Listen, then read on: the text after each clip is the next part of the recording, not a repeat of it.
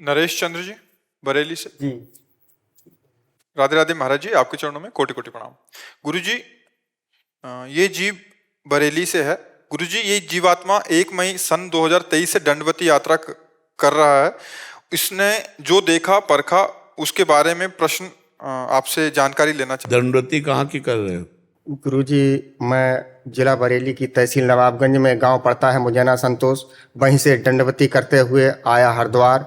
हरिद्वार पे चंडी देवी, मनसा देवी, नीलकंठ महादेव, धारी देवी, केदारनाथ, शिव विवाह स्थल, तुंगनाथ, बहुत सुंदर, धन्यवाद। हेमकुंड, गंगोत्री, यमुनोत्री, नैना देवी, चिंतपूर्णी, ज्वाला माता, बगलामुखी, ब्रजेश्वरी माता, चामुंडा, काठगढ़ महादेव, वैष्णो माता, माता भद्रकाली, ब्रह्म सरोवर, ज्योतिषर, गुगा मेड़ी, सालासर, जीड़ माता, खाटू श्याम, मेदीपुर बालाजी और गोवर्धन महाराज की परिक्रमा देते हुए मेरी वृंदावन की कल परसों परिक्रमा। अरे बहुत बड़ी बात है, बहुत कृपा है। आप जैसे संत समाज का ही यश और प्रताप है। मैं तो सुन हूँ, मेरे बस की बात नहीं है, करने करवाने वाली वो माँ है।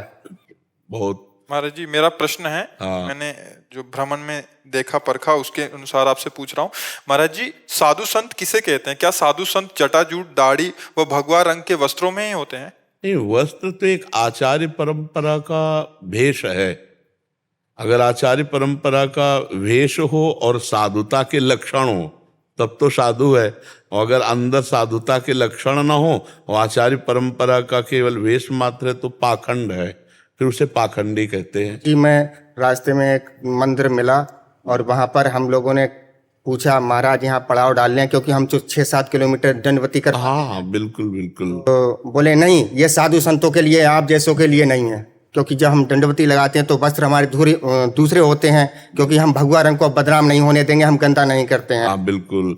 इसमें ये ध्यान रखना है कि अगर आप दूसरों पर दोष दर्शन करेंगे तो आपका पुण्य क्षय हो जाएगा। आपने जो मेहनत की है वो फिर गड़बड़ हो जाएगा। आपको क्या करना, सहना है।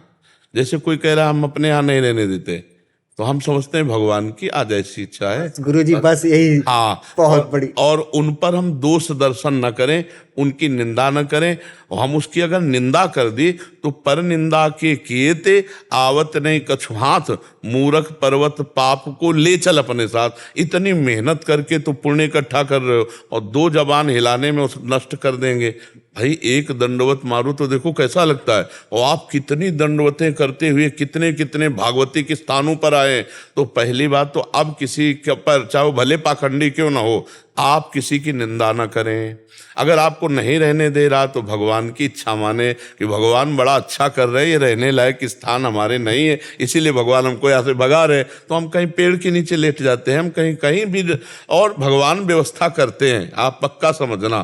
क्योंकि अपने लोग भी जैसे जो जीवन व्यतीत हुआ ना, तो अगर एक जगह से भगाते हैं तो दूसरी जगह पवाते भी हैं, VIP स्थान देते हैं। हाँ, तो फिर भगवान का विधान मानना है, हमको निंदा नहीं करनी किसी की। एक जगह मना हुआ तो दूसरी जगह भगवान आदर दे के ऐसी जगह कि जहाँ सब खान पान की भी व्यवस्था, क्योंकि अपने लोग भ्रमण किए तो देखा है। तो इसलिए धैर्यवान साधु का लक्षण सबसे पहला है तितिक्षवः कारुणिकाः सुहृदा सर्वभूतानाम, जो सहनशील है। वो साधु है कि नहीं हमें नहीं देखना, हमें अपने को देखना है कि हम साधु हैं कि नहीं। क्या हमें कोई अपमानित करे, कोई तिरस्कार करे, कोई गाली दे और हम सह जाएं। उमा संत कै इहई बड़ाई, ओ मंद करत जो करे भला। जा रहे महाराज, जा रहे, दंडवत दंडवत दंड। हम कहीं पढ़ रहेंगे, आप नाराज मत हो महाराज। ऐसे साधु का वचन, साधु की चेष्टा। अब दूसरे साधु हैं कि नहीं है, अगर हम ये देखने चलेंगे तो हम साधु नहीं बन पाएंगे, क्योंकि हमारे अंदर दोष दर्शन आ जाएगा। और दोष दर्शन आना साधुता में सबसे बड़ा दोष है। साधु वही है जो शम में भगवान का दर्शन करता है। साधु वही है जो काम विजयी है, जो क्रोध विजयी है, जो इंद्रिय विजेता है, जो मनोनिग्रही है। वही साधु है जो निरंतर भगवान में रत है। और तो सब पाखंड की लीला है। बिन विवेक वैराग्य भक्ति बिन सत्य नये को मानो, और भगवत विमुख कपट चतुराई सो पाखंडे जानो। और जो भगवान के लिए प्राण त्यागने के लिए बाबा जी बनते हैं, उनको कोई कभी भी कहीं से भी फेल नहीं पाएगा, क्योंकि उन्होंने अपने प्राणों को भगवान, बिन विवेक वैराग्य भक्ति बिन सत्य नए को मानो, भगवत विमुख कपट चतुराई सो पाखंडे जानो। प्रायः कुछ ऐसे होते हैं जो सत मार्ग के पथिक होते हैं, नहीं तो सत मार्ग के झंडे के नीचे पाखंड का बहुत बोलबाला है।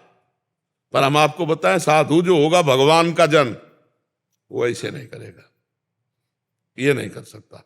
रुपए पैसे के लिए नहीं कर सकता, रोटी के लिए भिक्षान्न के लिए लिखा है तो वो भिक्षा जरूर मांग सकता है रोटी की, लेकिन रुपए पैसे के लिए ऐसे नहीं कर सकता। साधु जो होगा वो भगवान के लिए जो निकला है, उससे कभी गलत काम नहीं हो सकते।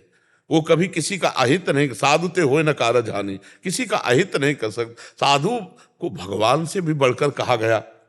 आप सोचो, भगवान से बढ़कर कहा गया। भगवान स्वयं कह रहे हैं, सातवीं भक्ति सबरी जिसे सातो सम मोहिमय जग देखा और मोते अधिक संत कर लेखा। तो आप विचार करो, क्या संतों में ऐसा नहीं? अब जैसे कोई परिक्रमा दे के या कोई ऐसे परेशान थकित है, हाओ हाओ बड़ा सम्मान करना चाहिए, आओ आओ धन्य है आपका जीवन, आप तो यहीं प्रसाद पाओ यहीं, और हो सके तो उसके चरण दबाए। आप इतने पवित्र तीर्थों में दंडोती परिक्रमा करके आ रहे हो, तो हम लाभ लें, आपके चरण दबा दें, आपको भोजन पवा दें, आप आज विश्राम करो। यही प्रेम है साधु में। प्रेम तो फिर प्रेम नहीं तो फिर अलग क्षेत्र हो जाता है। पर अपने को सब कुछ सहन करना है, अपने को साधुता धारण करनी, अपने को भगवत प्राप्त जो आप कर रहे हो ना, ये भगवत प्राप्ति के लिए रखना, इसको बेचना नहीं। हाँ, नहीं, एक चीज तो है, मैं गुरुजी 12 साल तक 4 धाम 12 ज्योतिर्लिंग 18 शक्तिपीठ अर्धनारीश्वर वैष्णो माता अमरनाथ मेदिपुर बालाजी मथुरा अयोध्या गोरखनाथ मंदिर और नेपाल के पशुपतिनाथ तक दंडवत लेट कर ही की जाऊंगा, और हर जगह मत्था टेक रहा हूँ, मत्था पटक रहा हूँ कि हे महाकाल महाआदि शक्ति, मेरे सनातन धर्म की रक्षा करो, और जो मानवता से दानवता की ओर मुड़ रहे हैं उन्हें सद्बुद्धि दो, और मेरी गौ माता की रक्षा करो। प्रभु मुझे कुछ ना चाहिए, कुछ ना चाहिए, मेरा शरीर का मुझे एक अंग मेरा ना रहे, लेकिन मैं अपने धर्म की रक्षा के लिए। बहुत सुंदर, बहुत सुंदर। हाँ, संतों का है ही है भगवान धर्म। जी मेरे 5-7 संकल्प हैं कि मैं पानी की घूंट नहीं मांग सकता, अन्न का दाना नहीं मांग सकता, 1 रुपया नहीं मांग सकता, 12 वर्ष तक गृहस्थी में नहीं जा सकता, ना लोहे पे बैठता हूँ, ना लकड़ी पर, ना प्लास्टिक पे।